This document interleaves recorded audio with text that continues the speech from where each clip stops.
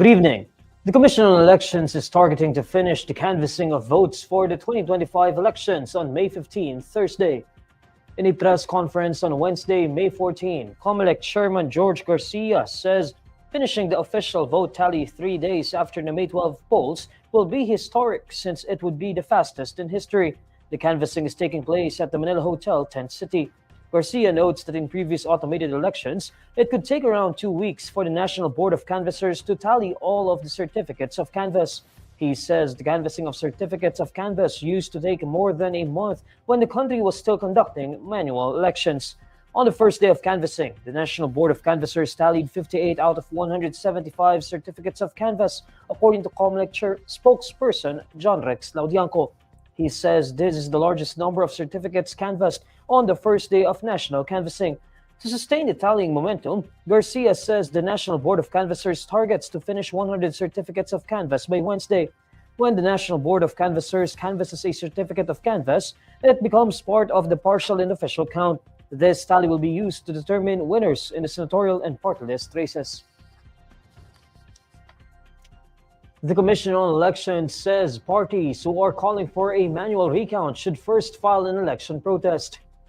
In a press conference on Wednesday, May 14, Comelec spokesperson John Rex Laudianco tells parties who want to question the election results to file an election protest. Laudianco makes the remark after detained televangelist and senatorial candidate Apollo Quiboloy called for a manual recount. Through his spokesperson attorney Israelito Torreon, Quiboloy said he wants to seek justice and pursue all legal avenues to ensure the integrity of every vote cast. In a separate press briefing on Wednesday, Comelec Chairman George Erwin Garcia says the filing of an election protest is the easier option. He notes that the conduct of manual recount is cumbersome. The Comelec chief explains that manual recount will require another law mandating such a proceeding. Garcia also notes that the conduct of a manual recount will incur costs to the government. Sino magre-recount? Ang mga guro, so kailangan natin silang bigyan muli ng honoraria. Garcia also pointed out that the poll body is already conducting a manual random audit, which refers to the manual counting of random ballots. Based on 97.37% of election returns, Quiboloy is ranked 31st in the senatorial race with 5.5 million votes. He is currently detained as he faces human trafficking and child and sexual abuse charges. Malacanang says it will welcome what it describes as legitimate oppositionists in the 20th Congress, but will fight obstructionists. In a briefing on Wednesday, May 14, Palace Press Officer Claire Castro says President Bongbong Marcos welcomes all leaders regardless of political color. Vice President Sara Duterte earlier vowed to build a powerful opposition against the Marcos administration as partial results of the 2025 elections come in. For its part, Castro says the administration hopes for the presence of the opposition who will fight what she describes as obstructionists. So anumang kulay yan, wini-welcome po talaga ng Pangulo na makaisa ang bawat leaders natin para tugunan kung ano man ang problema at magbigyang solusyon ang pangangailangan ng mga kababayan natin. At inaasahan din po ng administrasyon ang presensya ng lehitimong oppositionists. Pero lalabanan po ang mga obstructionists na nagtatago sa pangalan ng oppositionists. Mga obstructionists na maaaring pansarili lamang ang kanilang ilalaban. When asked to clarify, Castro says a legitimate opposition fights for the interests of the people. She points out that obstructionists only fight for their own interests. Pag sinabi natin lehitimong oppositionists, ang ipinaglalaban nila ay ang bansa, ang interes ng taong bayan, hindi ang personal na interes. Obstructionists, walang gagawin, kundi manira, walang makikitang maganda sa ginagawa ng gobyerno, at ang sariling interes lamang ang gustong palagawin.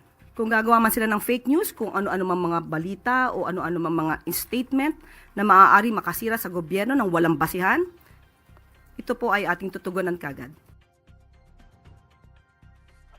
Marcos on Tuesday, May 13, extended his hand of cooperation to the winners of the 2025 elections. Based on the partial and unofficial tally on Wednesday, half of the Magic 12 in the senatorial race are from the administration-backed Alyansa para sa Bagong Pilipinas. 4 Duterte-backed candidates are also in the winning circle. Meanwhile, former Senators Bam Aquino and Kiko Pangilinan ranked 2nd and 5th.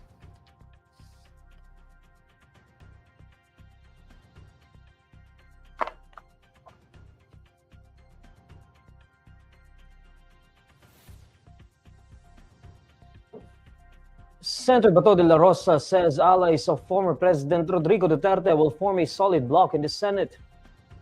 In a television interview on Wednesday, May 14, Dela Rosa says the plan whether the so-called Duterte bloc will join the opposition or majority group in the Senate is still up in the air. Dela Rosa was also asked about the possibility of forming a stronger opposition with former Senators Bam Aquino and Kiko Pangilinan. He says he'll see what develops once the 20th Congress convenes, adding everything can be discussed. Dela Rosa, Aquino, and Pangilinan are in the winning circle of 12 based on partial and unofficial results from the Commission on Elections as of Wednesday. In the same interview, Dela Rosa raises the possibility of forming an alliance with the majority bloc, but Dela Rosa hopes for a solid bloc with Senator Bongo, Amy Marcos, Robin Padilla, Sagip Party List Representative Rodante Marcoleta, and the Piñas Representative Camille Villar. Go, Dela Rosa, and Marcoleta ran under the senatorial ticket backed by former President Duterte. On the other hand, Marcos and Villar ran under the administration's Alyansa para sa Bagong Pilipinas slate until the presidential sister withdrew from their slate. The two were soon adopted as guest candidates of the Duterte-backed ticket. The palace urges former presidential spokesperson Harry Roque after he calls President Bongbong Marcos a lame duck in the wake of the 2025 elections. Partial results in its senatorial race show that 3 candidates in the Magic 12 are backed by former President Rodrigo Duterte. Roque is Duterte's former presidential spokesperson. In a social media post on Tuesday, May 13, Roque says Marcos has been weakened and described him as a true lame duck president. During a briefing on Wednesday, May 14, Palace Press Officer Claire Castro responds by saying, Kung lame duck po ang Pangulo at parang baliwala na po ang administrasyon, dapat bumalik po siya kaagad dito.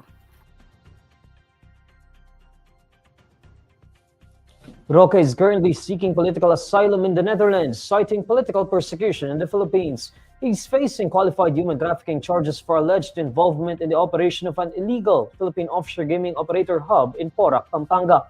The Department of Justice prosecutors believe Roque was involved in the establishment and organization of Lucky South 99, where human trafficking reportedly took place. Roque has repeatedly denied the allegations against him. And these are the stories you need to know today. I'm Neil Mercado. Follow INQUIRER.net on Facebook, X, YouTube, TikTok, Instagram, and Reddit. For more stories, visit INQUIRER.net. Good evening.